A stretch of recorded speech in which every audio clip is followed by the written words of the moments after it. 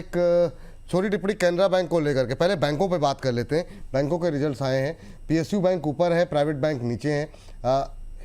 HDFC bank ने निराश किया है, तो एक कैनरा बैंक और एक एचडीएफसी बैंक, ये दो बैंक आपको दिए जा रहे हैं। जरा आप नज़र डालिए प्रदीप सर, और उसके बाद से सर बैंकों पे ही आपका व्यू जानना चाहेंगे। वीकेंड पे हम लोगों ने बात भी की थी, कोटक महिंद्रा बैंक पे नतीजे ठीक ठाक रहे, आईसीआईसीआई बैंक ने आउट परफॉर्म किया है, उस पर भी आपका व्यू जानना चाहेंगे। प्रदीप सर पहले।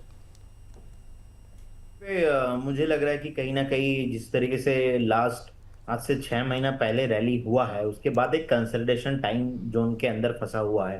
तो ये जो कंसोलिडेशन रेंज के अंदर फंसा हुआ है इंटायर द पीएसयू सेक्टर्स, हमें लग रहा है कि ये और 2-3 महीना रहेगा। सो कैनरा बैंक बढ़िया बैंक है। 122 के आसपास का एक स्टॉप लॉस शॉर्ट टाइम में मेंटेन कीजिए। थोड़ा अगर आपका लंबा व्यू है, एज ए इन्वेस्टर सब बने हैं इसके अंदर, तो 104 के आसपास से स्टॉप लॉस मेंटेन होना चाहिए, जो कि ऑलमोस्ट सितंबर 2025 के आसपास का लो है। आप देखेंगे उसके बाद एक तरफा रैली हो गया। क्या होता है सर, ये जो बैंकिंग स्टॉक है, आप देखेंगे उन लोगों के लिए सही होता है जिनका व्यू थोड़ा 1.5-2 साल 3 साल है। बाकी अगर 3-4 महीना अच्छा रैली हो गया है तो उसके बाद आपको 2-3 महीना प्रॉफिट बुकिंग होते हुए दिखाई देंगे। इंटर पीएसयू बैंक का एक थीम है, पीएसयू बैंक आपको हर साल हर महीना चलते हुए नहीं दिखाई देंगे। एंड एचडीएफसी का रिजल्ट का एक्शन है, फिर से 800 के नीचे आया है। ठीक है, रिजल्ट थोड़ा बहुत जिस तरीके से निराश किया है लोगों को, मैं बोलूंगा वैल्यू जोन आपको 780 से 770 के जोन में ही है। मैं तो बाई कर रहा हूँ, रिजल्ट उतना बढ़िया नहीं रहा, इसीलिए मार्केट ने आज अच्छा खासा इसका लगाया भी। तो जिस तरीके से नीचे आया, लेकिन मैं बाय करने में कंफर्टेबल हूँ 780 775। आज से 1 महीना 15 दिन बाद अगर कभी भी 820 एंड 30 सस्टेन कर जाता है तो देश भर में फिर से चर्चा होने लग जाएंगे। फिर से लोग यही एचडीएफसी बैंक जो आज उनको पसंद नहीं आ रहा है, फिर से थोड़ा बहुत ऊपर जाने के बाद उनको पसंद होने लगेंगे। तो मुझे ये वैल्यूएशन कंफर्ट दे रहा है। एंड मुझे लग रहा है कि अगर आप या तो पीएसयू या तो बैंकिंग, आप दोनों या तो प्राइवेट, दोनों में ही आप आ रहे हो, so you have to very clear about that your view at least 1.5 years है, 1.5 साल या से है। अगर 1.5 साल नहीं है तो मेरे लिए HDFC bank is like Amitabh Bachchan, मेरे लिए Canara bank is like Varun Dhawan. तो दोनों ही बहुत फेमस है, और जो फेमस है वो चलता नहीं है, जो ज्यादा लिक्विडिटी है, जो लार्ज कैप है, तो ये आपको समझना पड़ेगा जी।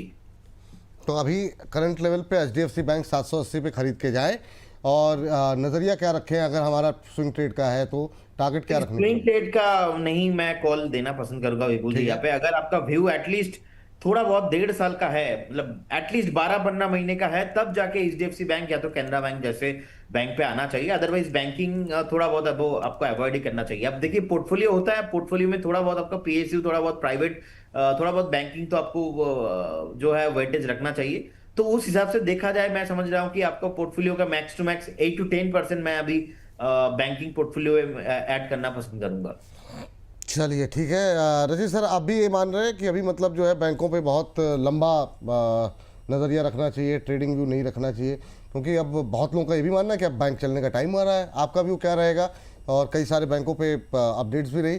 अभी जो दो शेयर मैंने आपसे पूछे हैं उनके साथ साथ बैंकों में अभी आपका व्यू है क्या? कौन सा पसंदीदा शेयर है आपका?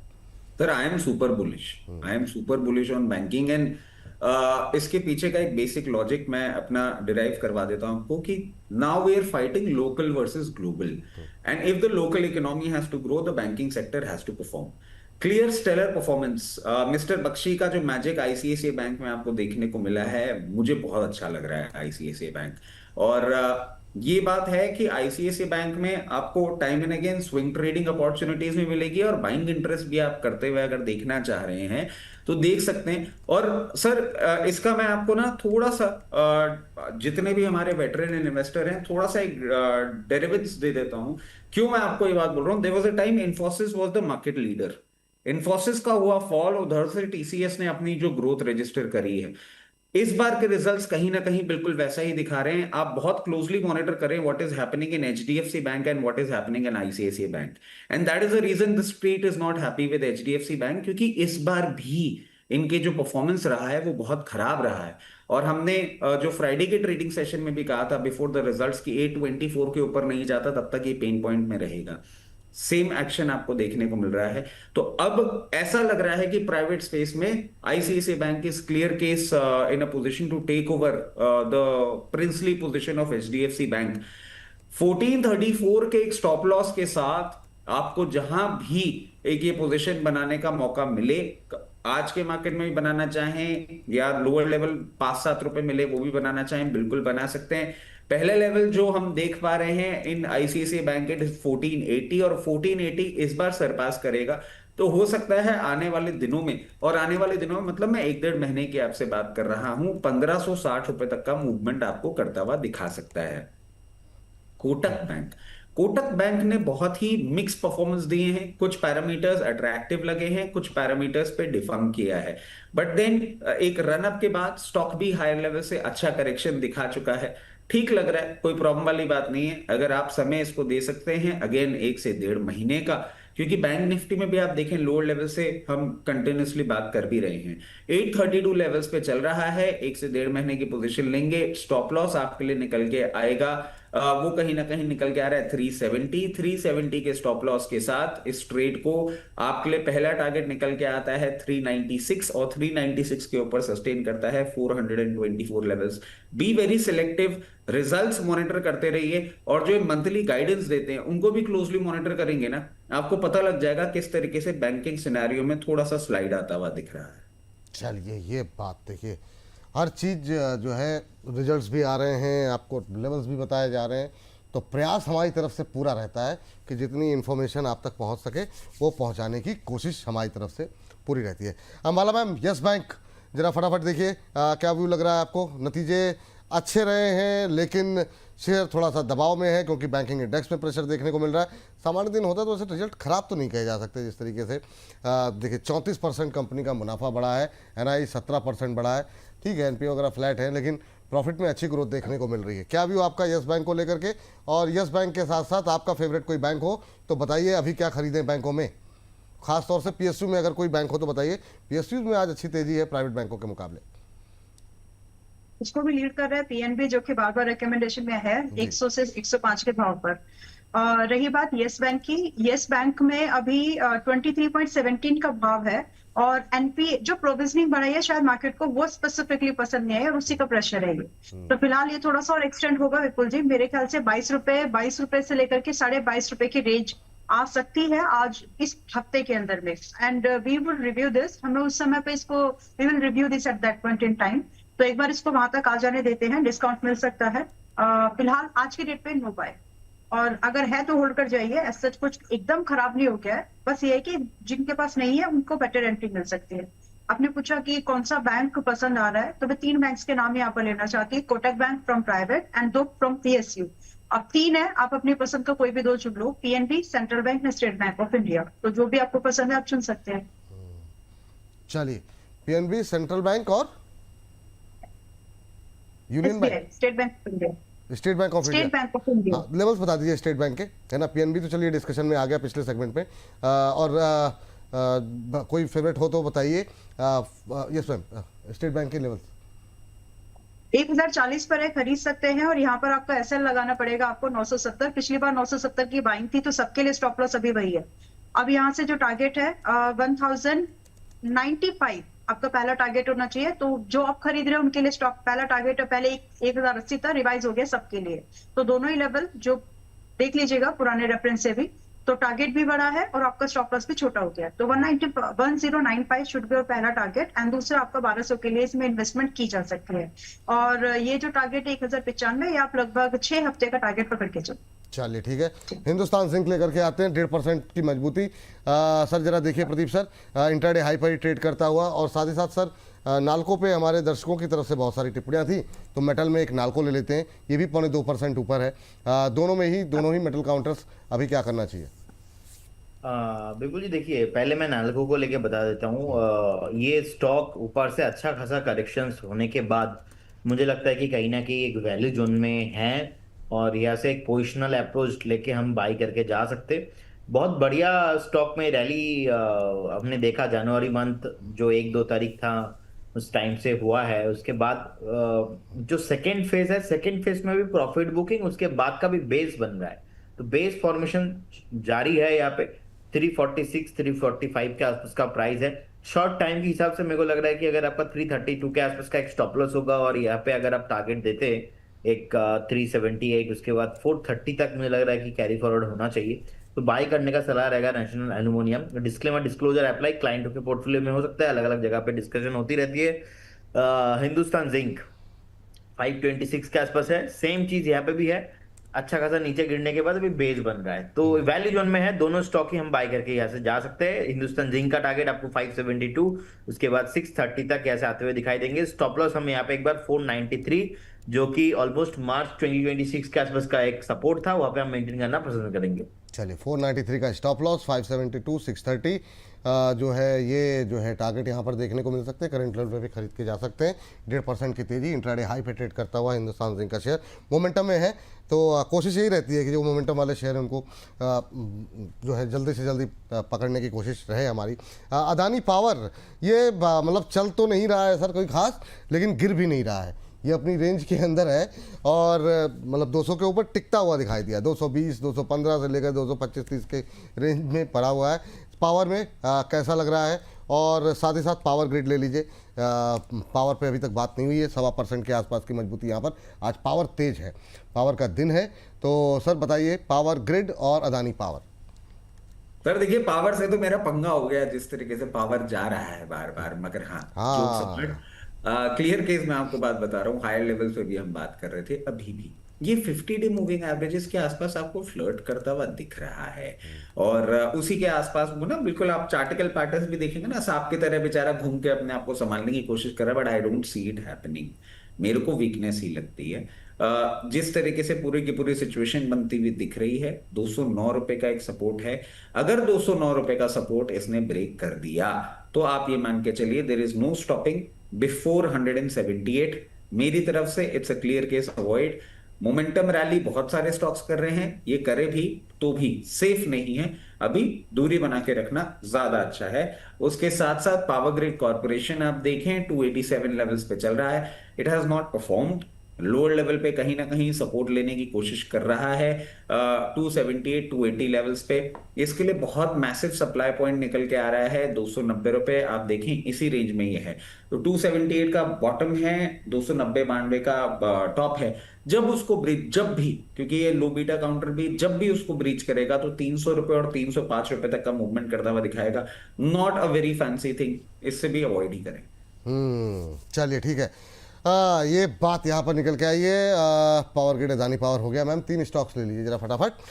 एक तो जो JSW एनर्जी, दूसरा है फुजियामा पावर, इन 2 पे पहले, और तीसरा इरेडा ले लीजिए आप, है ना। अब पावर पे थोड़ी सी बात कर लें क्योंकि आज थोड़ा सा तेज है, तो इन तीनों पे जरा फटाफट व्यू खाली लेवल्स को टच करते हुए जाएंगे। Yes ma'am.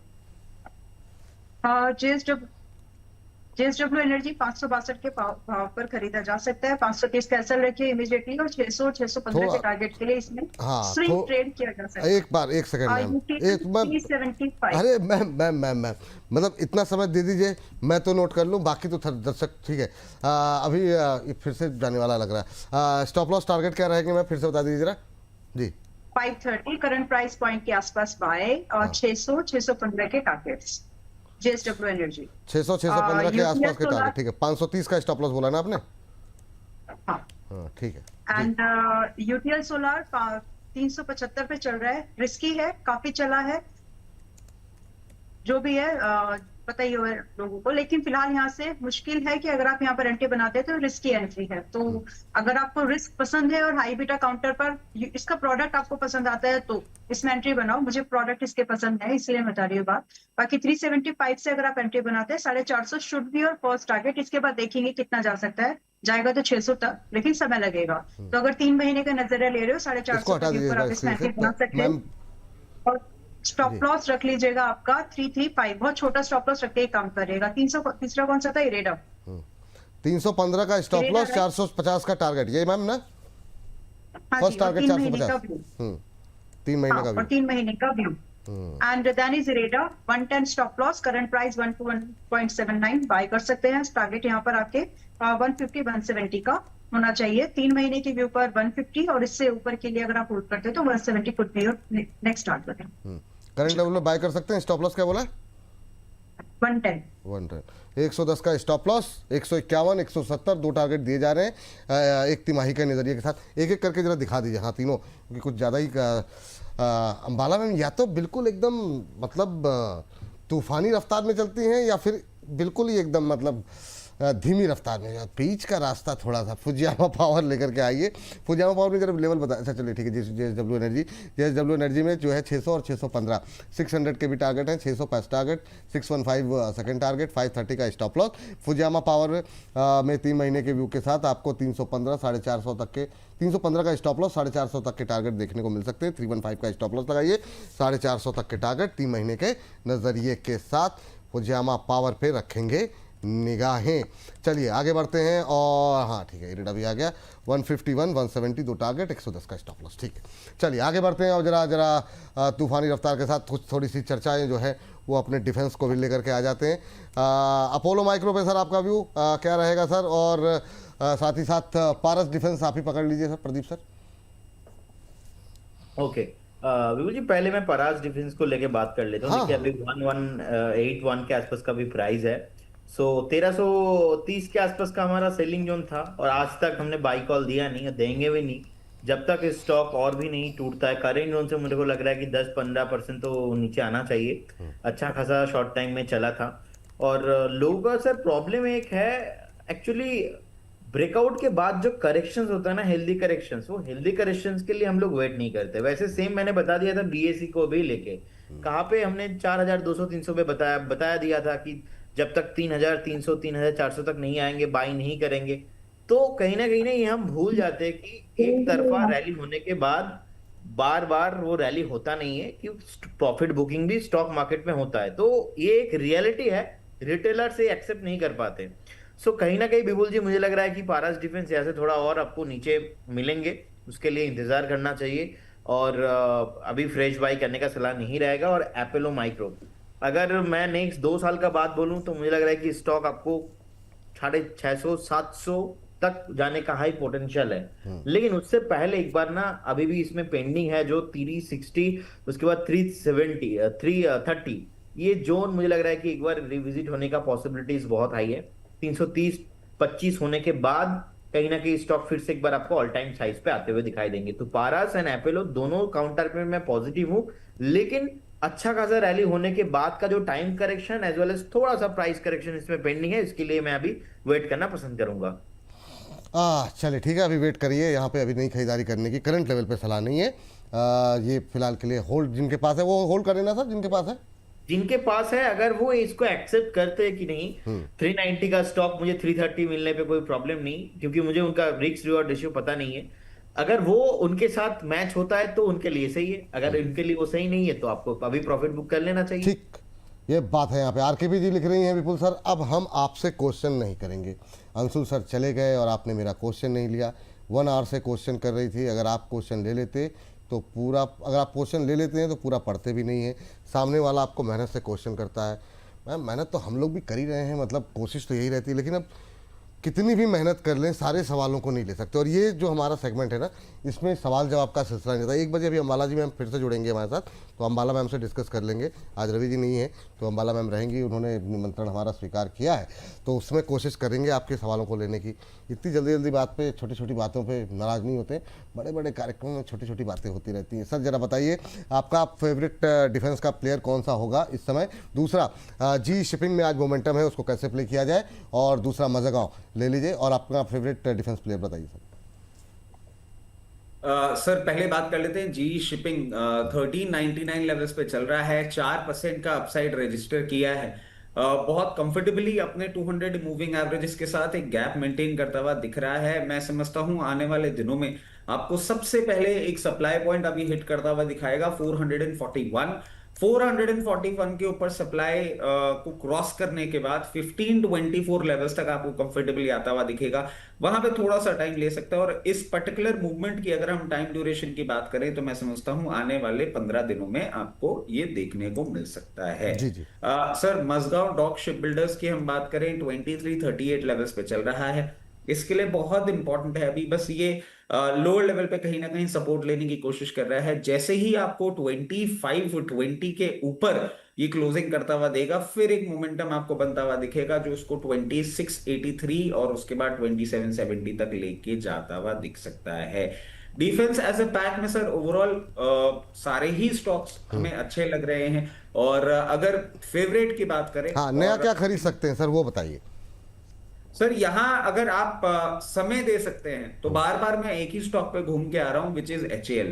ये चल नहीं रहा है और लंबे समय के बाद जैसे ही ये ब्रेकआउट देगा फिर ये पकड़ने में नहीं आएगा।